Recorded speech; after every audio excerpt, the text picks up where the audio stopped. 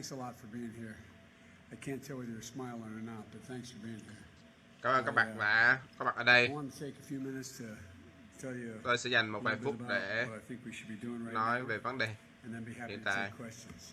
For weeks, và we've been seeing the warning và signs. tôi sẽ Numbers don't có lie. một vài câu hỏi. Infection rates are now going up in more states than they are going down. Trong những tuần qua, More than những cái con số 125,000 liệu people về in the Covid United tăng States have lost là their những con số lives. không biết nói dối. And those numbers and new infections continue to grow. Có trên 125.000 người And once Mỹ again, đã is chết confronting the simple vì fact Covid-19 và con that we số won't đó be able to solve tăng the hơn hàng economic ngày. crisis without a rigorous public health approach.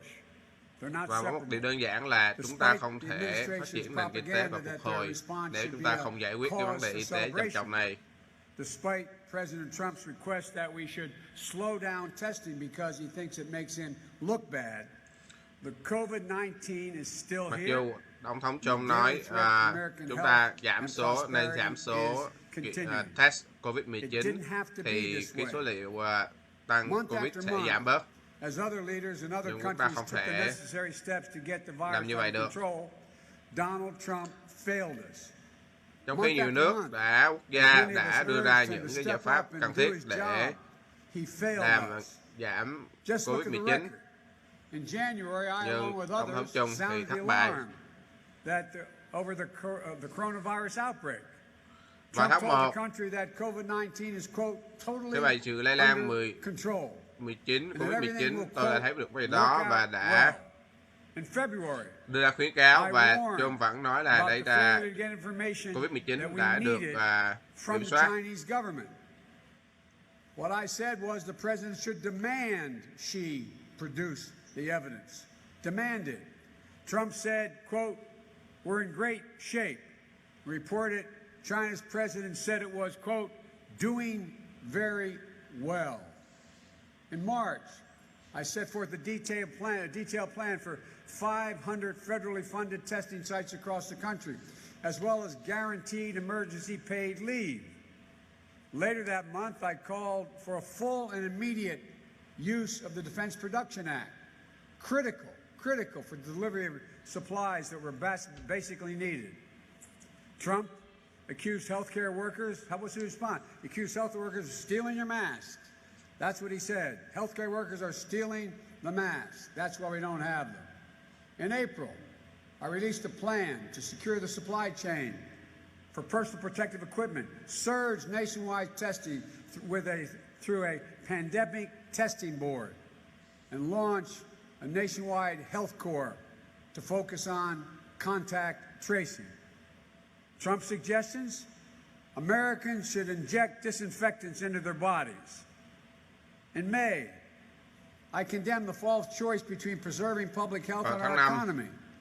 I urged the administration to focus on the basic public health measures like testing that would enable us to sustain our economic recovery. Tôi đã từng nói là chúng ta đất nước cần đưa ra những cái giá trị như là đưa ra những cái điểm để test Covid-19. Overrated. This month, I outlined a path to reopen our country safely and sustainably.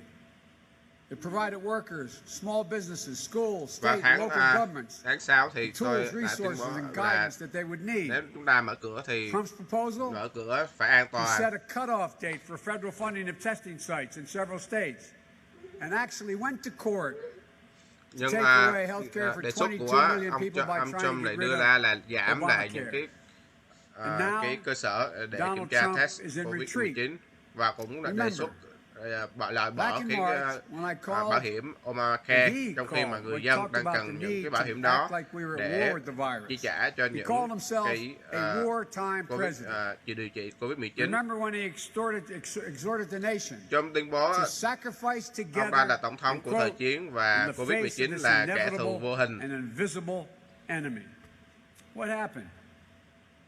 Now it's almost July. Nhưng rồi sao? Bây giờ gần tháng 7 rồi mà chúng ta không được dẫn dắt bởi một tổng thống đưa ra những quyết định đúng đắn.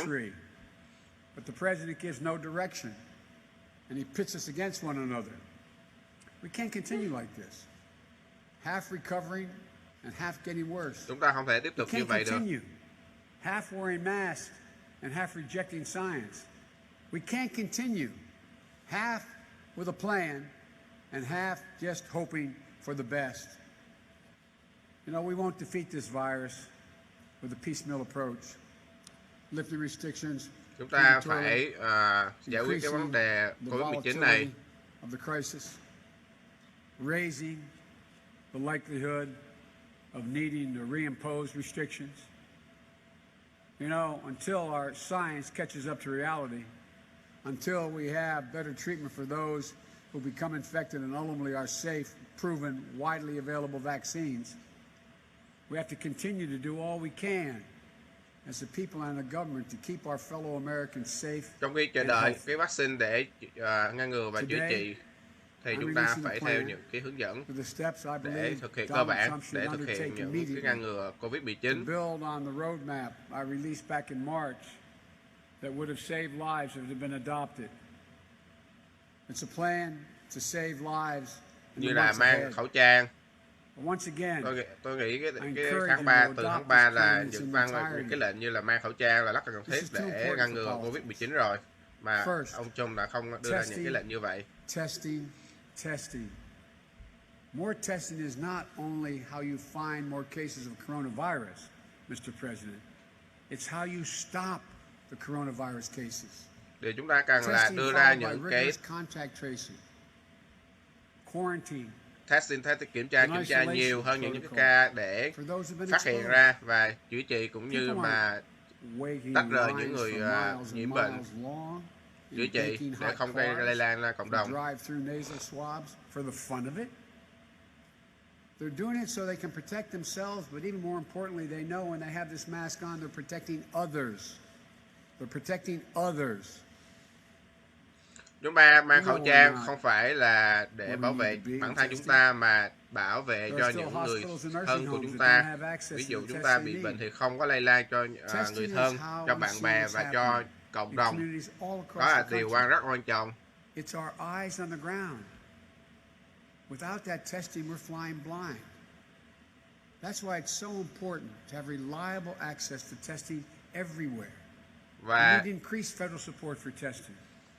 That includes tạo ra những cái điểm để kiểm tra xét nghiệm COVID-19 càng nhiều và kiểm tra càng nhiều càng tốt. Như vậy chúng ta phát hiện ra những cái ca mới và tách biệt để chữa trị.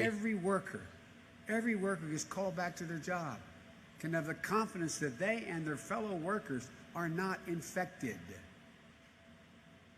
You know, experts agree that. Và như vậy, như những người đi làm trở lại thì biết được là tình trạng sức khỏe của mình có nhiễm hay không, và an toàn cho những người đi làm, đồng nghiệp.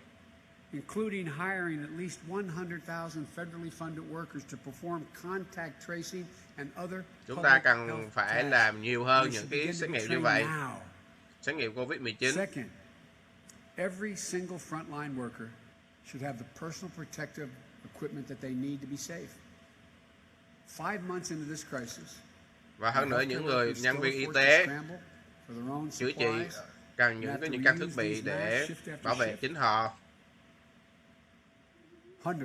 Hundreds of healthcare workers have died from COVID-19, and tens of thousands have become infected.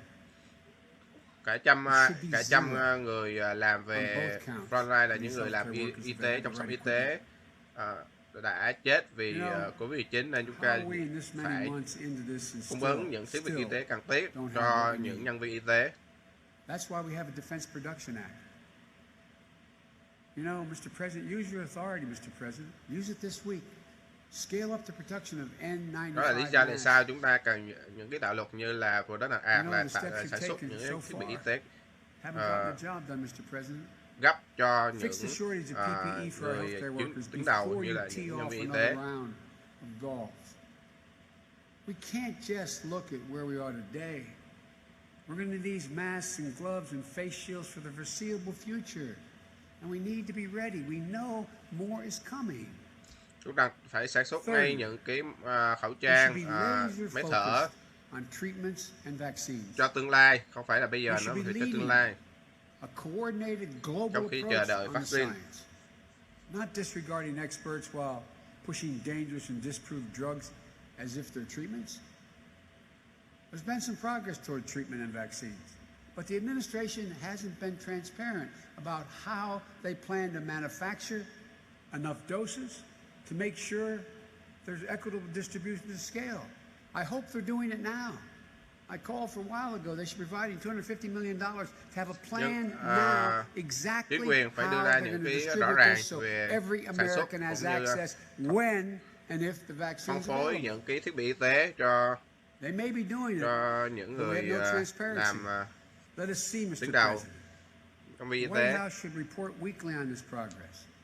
We can't end up in the same scratchy Nhà and Trắng phải distribution đưa ra problems những cái thông báo we hadn't hàng tested. tuần về We need to những make thông tin như sure vậy. the customers Những thông aren't tin being rõ ràng. gouged by new drug and therapies and prices when they're developed. We have to immediately restore our relationship with the World Health Organization for all its shortcomings and missteps around Ta phải COVID-19. nói vậy là những cái thông This is tin why cần thiết WHO was created. với cái tổ chức y tế It is thế giới, essential to coordinating a WHO. global response during a pandemic. And the United States should be leading Đây là that vấn đề response toàn as it has cầu, in đây the là past. đại dịch toàn cầu. Chúng ta cần phải COVID-19 will likely worsen có trách nhiệm đối at the với outset vấn of đề flu toàn season cầu. this year. So we need to put in place measures now to ensure the seasonal flu vaccine can be Chúng ta ready, phải đưa available, những cái and giá trị administered đó safely to those ngay who bây need giờ, it, ứng dụng bây under giờ. social distancing guidelines, especially for seniors. Fourthly, we need real Và plans, những cái real áp dụng như là guidelines khoảng cách with xã hội cần uniform phải áp dụng. nationwide standards to help us chart our economic reopening. Whatever we've been doing now is not working. The state-by-state approach will only produce confusion and Những cái slowing gì progress. những cái gì mà chính quyền Trump you đưa all ra bây giờ reported the CDC nó không có hiệu quả. tried to clear guidelines about what stages of reopening should look like.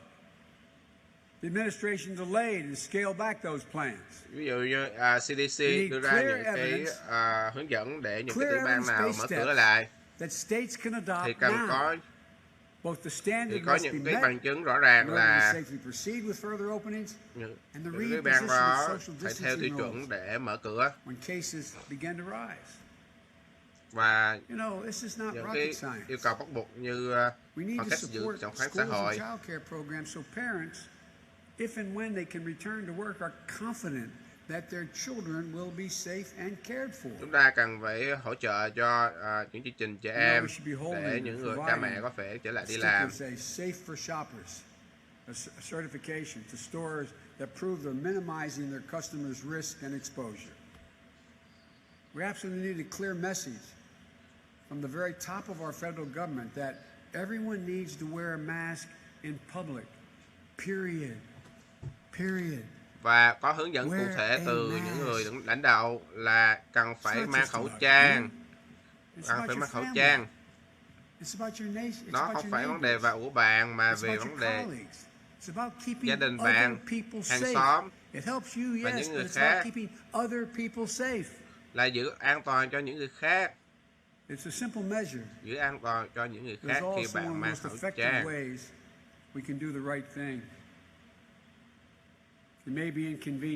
Đó là điều chúng ta cần làm đúng đắn. Nhiều khi nó không thuận tiện, nhưng mà nó là điều đúng đắn để thực hiện khi mang khẩu trang.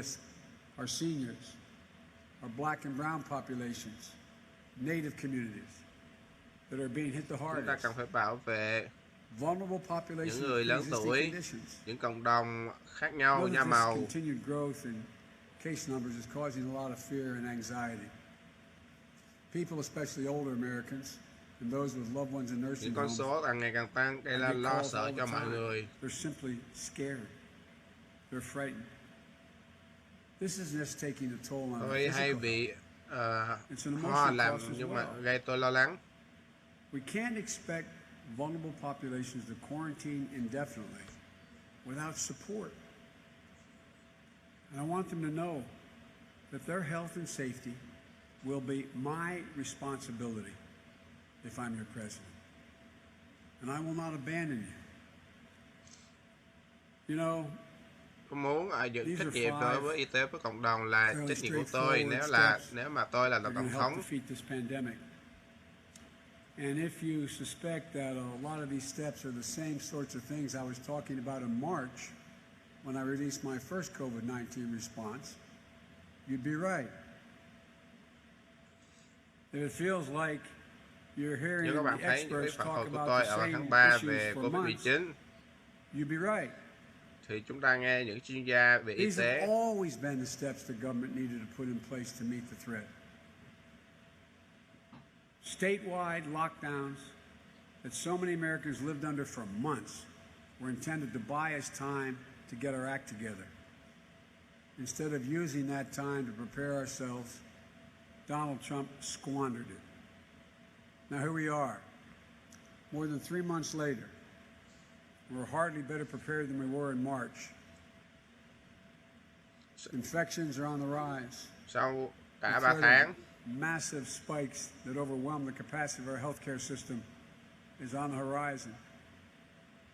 Americans, anxious and out of work, are fearful for their lives and their livelihoods. Donald Trump is doing next to nothing about it. Thì tình trạng Covid vẫn tăng. Nỗi sợ hãi gây nỗi sợ hãi cho người dân Mỹ. Cái đại dịch này là sự thật, không phải là giả. Pulled out of thin air are not only doing the country no good, but making them lose even more faith in their government. America knows this crisis isn't behind us, even if you don't. They see what's happening, even if you refuse to, Mr. President. Người dân Mỹ biết cái đại dịch này đang phía sau họ. Now, even though you don't, Mr. President, and won't do it. Người dân Mỹ cần những kế hoạch cụ thể giải quyết cái đại dịch này. We don't need a cheerleader, Mr. President. We need a president, Mr. President. A president who will level with the American people. A president will tell us the unvarnished truth. A president will take responsibility instead of always blaming others.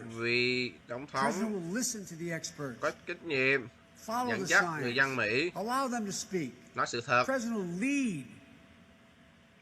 Làm theo hướng dẫn của những người khoa học, những nhà khoa học, những nhà y tế. Limit the size of crowds.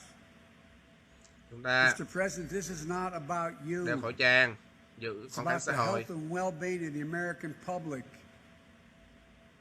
American people don't make enormous sacrifices over the past 4 months so they could just waste their time. And you could waste all the efforts they have undertaken. Không phải chịu đựng gần 4 tháng mà chịu đựng cái Covid-19 như vậy. They don't make these sacrifices. You could ignore the science and turn responsible steps like wearing masks into a political statement. And they certainly didn't do it, Mr. President, so you could wash your hands and walk away from this responsibility. Maybe there are times this nation needs a cheerleader. Ngài Tổng thống, Ngài không thể rửa tay và phủ bỏ được trách nhiệm của Ngài trong cái đại dịch này. Whatever Trump does or does not do, nước Mỹ cần một vị tổng thống. We can't know today what the state of the COVID-19 pandemic will be next January. But I'm almost certain. I hope I turned out to be wrong. Tổng thống Trung làm và không làm. It won't be over. And if I should have the honor of being elected president, on the day I'm sworn in, I'll get right to work implementing all aspects of the response that remain undone. I'll have more to say about my day one COVID-19 agenda in the weeks to come. But my response will begin well before I take the oath of office. It will start as soon as the election is decided. I'll be a president who respects scientists, who won't censor their ability to speak directly to the American people. Của các bạn, tôi sẽ là tổng thống có trách nhiệm đối với người dân Mỹ. And I'll have from day one ready to go the Tôi sẽ best tiếp tục medical nghe lời khuyên experts của and bác sĩ scientists to Fauci advise on our response. và lắng nghe những Maybe người most chuyên gia importantly, về I y will tế. listen to them and let them speak freely.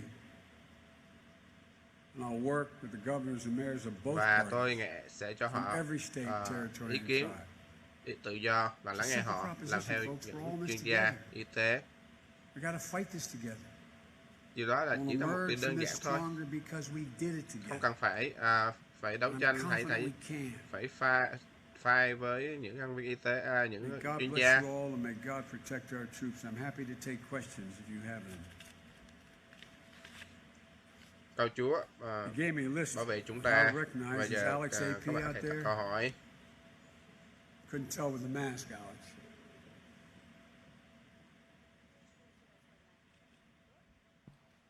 I will work with that. All right. So we reported yesterday that President Trump was briefed as early as March of 2019 that Russia had ordered or offered bounties to the Taliban for the killing of U.S. soldiers. You called his inaction on this issue a betrayal. So broadly, Nhà báo có hỏi về vấn đề mà và gần đây có thông tin tình báo đã đưa ra là Nga đã đưa tiền để cho cái nhóm khủng bố ở Syria để giết những người lính Mỹ. Ông cho biết ý kiến. And I understand there's even some more information that's come out today about what was known. One of two things. Theo tôi biết thì sẽ có nhiều cái thông tin sẽ được đưa ra vào ngày hôm nay là ngày 30 tháng 6. Talks about cognitive capability. He doesn't seem to be cognitively aware of what's going on. He either reads and or gets briefed on important issues and he forgets it, or he doesn't think it's necessary that he need to know it.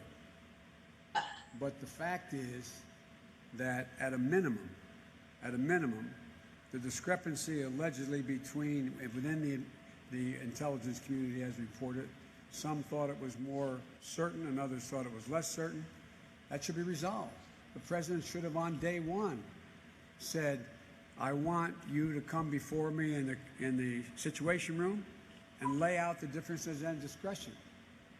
Who is saying what? Let's get to the bottom of this, number one. Number two, it's clear to me that, and I don't know whether he did, he should have immediately contacted our Joint Chiefs of Staff, gotten them all in one room and sat and said, okay, what are we doing to prevent this? What are we doing to prepare to deal with this if this is happening? How are we doing this? What are we doing? Thirdly, he should, at a minimum, have picked up the phone and said, Vladimir, old buddy, if any of this is true, and it doesn't cease immediately, you've got a big problem. A big problem. And make it clear. Get to the bottom of it. Điều Tổng thống Donald Trump nên nhận thức là làm việc với những tình báo và cần nhắc điện thoại lên gọi điện thoại lãnh đạo của Nga để nói về vấn đề và đưa ra những cảnh báo, cảnh cáo. So the idea that somehow he didn't know or isn't being briefed, it is a dereliction of duty if that's the case. And if he was briefed and nothing was done about this, that's a dereliction of duty. I guess the best way for me to end this is, I was talking to Jill, my wife Jill, and I don't see her get outraged very often. She started asking, she said, Joe, what would you have done if Bo was still in harm's way and this information came out? And the president, Bo is my son who was in, I'm sorry, I apologize, who served in Iraq for a year, was in the army. But if he'd been in Afghanistan, what would you do, Joe?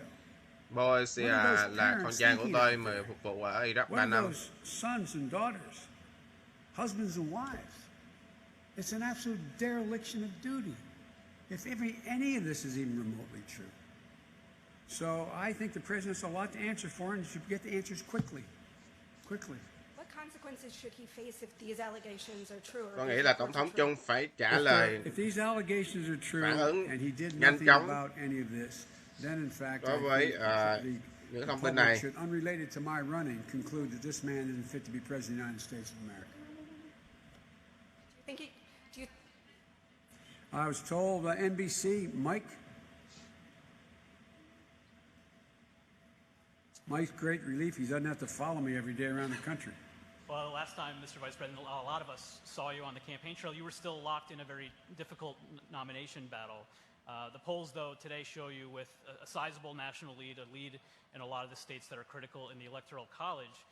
I wonder, where do you think the race stands at this moment? What keeps you up at night as you look ahead? And can you maintain this advantage without campaigning in a traditional way, especially this fall when voters begin to really tune in? Well, you know, this is the most unusual campaign, I think, in modern history. In that, but I start off with the premise, Mike, that I'm going to follow the doc's orders, not just for me, but for the country. And that means that I am not going to be holding rallies. I am not going to be, for example, you all are here, but thank the school has put those circles around so we keep the social distancing. Everybody has masks on. As soon as I finish this, I'll put my mask back on.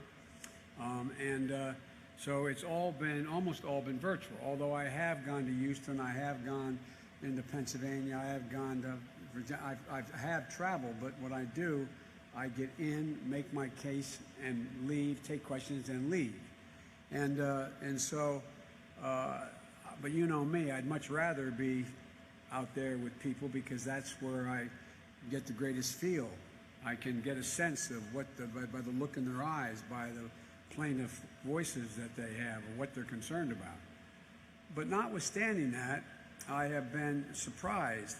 The irony is we probably reached more people directly on one-on-one. You all, particularly those of you who are with television stations, you all know that when you're on, you're having a one-to-one conversation with someone out there because there's one person on TV looking at you.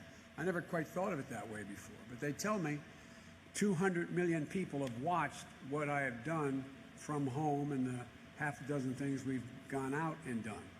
And so the irony is I think we're probably communicating directly in detail with more people than we would have otherwise. But I'd much rather be doing it in person. So far, it remains to be seen. I don't want to jinx myself. I know the polling data is very good, but I think it's really early. It's much too early to make any judgment. I think we got a whole lot more work to do. I plan on laying out in detail my economic plan as to how we recover from this, plan on dealing with foreign policy, working out in detail what I'm going to do if I am elected president so people know what's coming. So I don't know if that answers your question, Mike, but... A quick follow-up to Alex's question first. Have you requested a classified briefing as you would be entitled to as the nominee? Has the administration offered you a classified briefing? And then they have not offered a classified briefing, and as this proceeds, I may very well do that. I've been talking to, I have a significant foreign policy staff, as you know, that, matter of fact, dozens of them. So I had a long meeting with my former national security advisors, former secretaries of state, et cetera, and getting their read, what they've heard so far. But if it doesn't get cleared up quickly, then I will seek and ask if I can be briefed. Lastly, have you begun to prepare for debates against President Trump? I can hardly wait. Robert? Thank you. Over the weekend, Princeton decided to remove Woodrow Wilson's name from their school and buildings due to his racist thinking. President Trump yesterday called that decision incredible stupidity. What do you think about Princeton's decision and the president's comments? And then more broadly, as the nation is in this moment of reckoning when it comes to race, we're seeing the removal of statues, also the removal of names from institutions and schools. Do you think that this is the right approach to come to terms with our nation's history and its leaders? What do you think when you see the removal of some of these statues? Well, I think there are sort of three categories I like. One, any institution that chose a name and wants to now jettison that name, that's a decision for them to make, for whatever reason they make it. So I'm assuming the Board of Trustees at Princeton University made the judgment about the Woodrow Wilson School. I don't know, but it was made within the context of a institution that chose that name and now no longer wants to be associated with that name. And I think the president's, secondly, I think there's a distinction between the, as the former mayor of New Orleans said, the difference between reminders and remembrances of history and recovering from history. And so the idea of comparing whether or not George Washington owned slaves or Thomas Jefferson owned slaves and somebody who was in rebellion, committing treason, running, trying to take down a union to keep slavery, I think there's a distinction there. And so I think the idea of bringing down, I think, all those Confederate monuments to Confederate soldiers and generals, et cetera, who strongly supported secession and the maintenance of slavery and going to war to do it, I think those statues belong in museums. They don't belong in public places. And I think with regard to those statues that are in monuments like the Jefferson Memorial or whatever, I think there's an obligation that the government protect those monuments because they're different than, that's a remembrance. It is not a dealing with, revering somebody who had that view. They have much broader views. They may have things in their past that are now and then distasteful, but that's a judgment for the country. So, for example, taking down, toppling Christopher Columbus statue or George Washington statue or et cetera, I think that is something that is the government has an opportunity and a responsibility to protect from happening. And on a different subject, you have been doing these public events for the past month, which has put you in contact with more people. Have you been tested for coronavirus? And if so, how frequently are you doing that? No, I have not been protected. I have not been tested for the coronavirus for two reasons. One, I've had no symptoms, as my mother would say, knock on wood. And number two, I haven't wanted to take anybody else's place in the process. But the Secret Service, they all get tested. They're around my home. And anyone who comes into my home, including staff who comes in, is tested to determine whether they have the virus. I expect what I'm going to do, so it doesn't look like I'm, moving in the front of the line here, is be tested relatively soon. My daughter has been tested. She was in Florida as she's a social worker working with the Boys and Girls Club. She came home, and before she could come home, she's been tested twice, so to make sure she's clear and quarantined. She lives in Philadelphia, but I haven't yet. I have not been tested yet. Yes. I'm sorry. Who was I supposed to go to next? Anybody? I got to make sure I get the Wilmington newspaper here before I leave here. I'll be dead. Thank you, Mr. Vice President. It's good to see you, and I know we all hope that you continue to do this through November as often as possible. So we will. The more I have an opportunity, I will do it. Two quick questions. One to follow up on Russia. You talked about what our president has done, but yesterday you said at a fundraiser regarding Vladimir Putin, quote, "I'll confront Putin, I'll strengthen NATO, I'll make clear to Putin that he'll have a price to pay for interference in our democratic processes." Specifically, can you tell us what you would do to Putin if this is true and in general for what's happened in the past? I can, but I will not, but I will tell him. Here's the deal. The idea that Putin or any other foreign leader can engage in attempting to manipulate a presidential election, the idea that he continues his activities in Central and Eastern Europe that he's doing, the idea that it can be done without any consequences is not going to happen if I'm president in my administration. That ranges from everything to making sure we go to the United Nations Security Council all the way to imposing sanctions that would be commensurate with the action that he has taken that is inappropriate. But I have had some very blunt, straightforward conversations with President Putin when I was vice president and before that. And I think one of the reasons why it appears as though he doesn't want me to be president, he knows we'll have more blunt conversations. And on another issue that's been in the news last week, this week, probably next week, the Supreme Court. The president says he's going to issue an updated list of potential nominees to the court. You have said you would put a black woman on the court should a spot open up, but there are groups calling for you to release a list of specific names you'd put on the court. Are you going to do that? Would you? One thing I hesitate to do is follow anything the president does at all, because he usually does it all wrong. We are putting together a list of a group of African American women who are qualified and have the experience to be in the court. I am not going to release that until we go further down the line of vetting them as well. And just like a logical question is about vice president, I'm not releasing the names of all the vice presidential potential nominees. There are a number of women of color. There are Latino women. There are Asian. There are across the board. And we're just underway now in the hard vet of going into the deep background checks that take anywhere from 6 to 8 weeks to be done. The committees have been formed, and that's underway.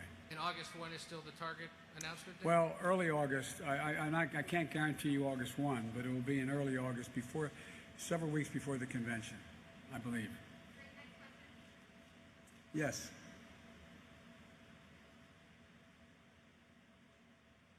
Thank you, Mr. Vice President. This is a two-parter just to follow up again on Russia. Do you believe that if those reports are true, that Trump is guilty of violating his oath of office? And on your VP choice, you've said that you want your running mate to be ready on day one to do the job. Do you think that someone who does not have national security or foreign policy experience can be ready on day one? Yes, and that depends. Look, one of the things you try to do, I've talked at length over the years with President Obama about this. You try to find people who have a background and an expertise that you may not have. And so one of the reasons President Obama picked me is because I had considerable experience in getting things done in the Congress, and secondly, I had considerable experience in foreign policy and national security. And although he had clear views of what, in fact, he wanted to do and what his strategy was in terms of America's role in the world, he was looking for someone who had day-to-day experience and knew a lot of those world leaders. And so I think that although that's a helpful thing to have, it's not necessary, because I start off with the two places I still have some expertise are in both those places, in uniting the country in the Congress and foreign policy. And so it is almost all of the women I'm considering have had some exposure to foreign policy and national defense issues, security issues. But that is not a minimum requirement. The requirement is that they have the intellectual capacity as well as the temperament, as well as the leadership qualities that lend everyone to believe that they would be ready on day one to be President of the United States of America. With regard to whether or not the President, it depends on exactly what he did and what he knew, but at a minimum, he either doesn't understand his job and is having difficulty sitting down and being able to read a report, because a lot of those reports come across that he says, I didn't read it, or I didn't see it, or I didn't know it. I don't know how he could not read and not see and not know so many different things that have come up over the last 3 years. And so, but it is clearly a dereliction of duty, and it is clearly something that I think everyone, including my Republican friends and my Republican opponents in the House and Senate, are worried about as well. Thank you. All right, where's the Wilmington, the Delaware State News? Delaware News Journal, I should say. That's my hometown team. I better call on them. How are you, Mr. Vice President? How are you? So like other states, Delaware, your home state, is seeing an increase in coronavirus cases. Do you have a message for Delaware officials, state and local governments, for how they've handled the pandemic so far, how they need to handle it going forward? Well, I think they've handled it pretty well so far, but now I think you're seeing the governor make some adjustments because there has been an uptick. Not tremendous, but there's been an uptick. It was one of the states that was, I get briefed every day by a group of leading docs around the world, around the country, Vivek Murthy and Dr. Ben, anyway. And so every day I get a printout, I have it in the book here, of the states that are doing better and doing worse. Up to now, there has been a decline, and now it's opening up slightly. And I have not spoken to the governor today, but my guess is, I'd only guess, is that he's going to be looking very closely at what happens on the Delaware beaches now, how that has occurred, and restaurants and bars. I don't know enough to know that, though. The good news is that it's flattened out. The bad news is there's a slight uptick.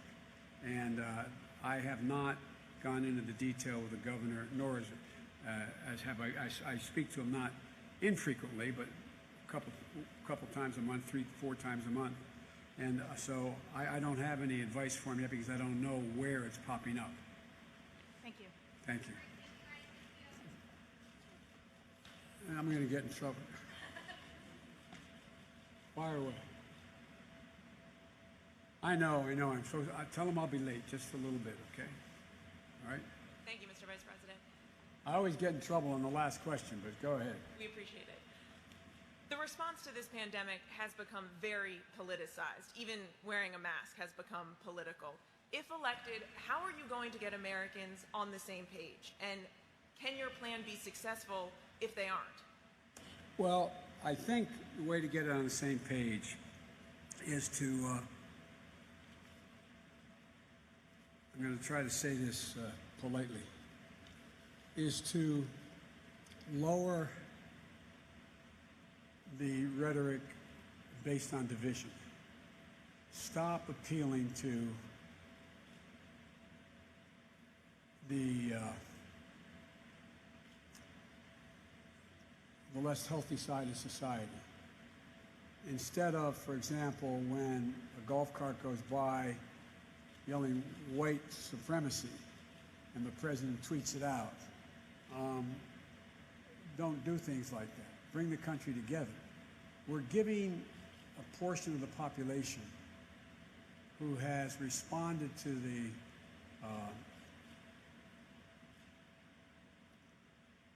sort of race baiting the president has engaged in, a sort of free pass, and it generates divisions. And we're also talking about it in terms of the president talks about, manhood and, and being strong, and you don't need the mask. I think we have to start appealing to the better side of human nature by pointing out that that mask is not so much to protect me. It's if I have an undiagnosed, it's to protect you against me. It's to protect other people. And it's called patriotism. It's called responsibility. It's called making sure you look out for the other person. And we have spent too much time, if you notice, the president puts everything in terms of him. And I'm not being facetious. Everything is him. It's I don't think, or I don't take responsibility, or I didn't do that, or I believe that. I mean, it's not about I, it's about us. And I think changing the tone of an administration across the board, allowing scientists to speak, making sure that people understand the facts, good, bad, and indifferent. And when a mistake is made, to say, I made a mistake. I was wrong. Shouldn't have done it that way. We should do it this way. I think all those things change the atmosphere. Let me conclude it by saying this, and I apologize, you've heard me say this before. The words of a president matter, no matter who the president is, no matter how responsible or irresponsible the president is. A president, whomever he or she is, can take us to war or bring peace, can have markets rise or fall, appeal to the senior side of humanity or to our better angels. It matters. It really matters. And so I think it's about the tone. And I think it goes across the board. I know, I'll conclude with this, I know that I was criticized, legitimately criticized, during the primaries by saying that I plan on uniting the country, bringing Democrats and Republicans together. We have to do that. If we can't do that, we can't function. We have to bring the country together. And I think on this piece, if in fact we stand up, and by the way, you have, don't hold me to the numbers, please, you can correct me on this, but I think something like 70 or 74 or 75% of the American people think you should wear a mask. The overwhelming number of people think we should take these precautions and so on, think we should open more slowly. Well, I think that, you know, we should be talking to our better angels and actually making people indirectly feel guilty for not doing the right thing. Appeal to their better nature. I know that sounds almost idealistic, but it's not. Remind people, you don't wear this mask, you end up hurting someone or you get infected. You take it home to your child. You could take it home to your mother, your father, your husband, your wife. You have a moral obligation because it really is. It really is. Thank you. Guys, I really do have to go. I apologize. I'm going to get in real trouble. I'm probably already in trouble. But thank you. Go ahead. What's the last? I'm sorry. Good to see you out and about, Mr. Vice President. I'm a little confused about the delineation about the destruction of monuments. You talk about the fathers of this country, Washington, Jefferson, is worthy of preservation. Are Confederate monuments worthy of preservation? Should they be torn down in the manner that they are being torn down without the vote of local elected officials? Well, I think it's very different. I think it's better if they're taken down like they took the Confederate flag off the Mississippi flag. That's the better way of doing it. But I can understand the anger and anguish that people feel by having, for years and years, been under the statue of Robert E. Lee, who, if you're an African American. So it's a difference. It's always better to do it peacefully, but there's a distinction between, and those monuments, and I shift responsibility, and I think the elected officials where those statues are have a responsibility to move. Put them in museums, get them down, but don't expect, if you have sitting in front of you after all these years and we finally are going through another phase of maybe responding to the systemic racism in America, and what we've seen happen is, don't be surprised if someone pulls down the statue of Jefferson Davis. It's better that they do not, but it's fundamentally different than pulling down the statue or going into the Lincoln Memorial and trying to pull, not Lincoln Memorial, that's a bad example, the Jefferson Memorial, and grabbing Jefferson off his chair. So. Two quickies. Will you commit to 3 debates? Oh, yes. 3?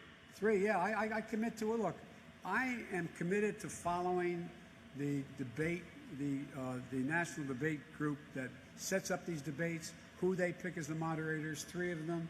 It's been this way for a long time. The first one is a one-on-one debate with a moderator. The next one is a town meeting setting. And the third one is a normal debate again. I commit to those. I'm looking forward to it. Last question real quick.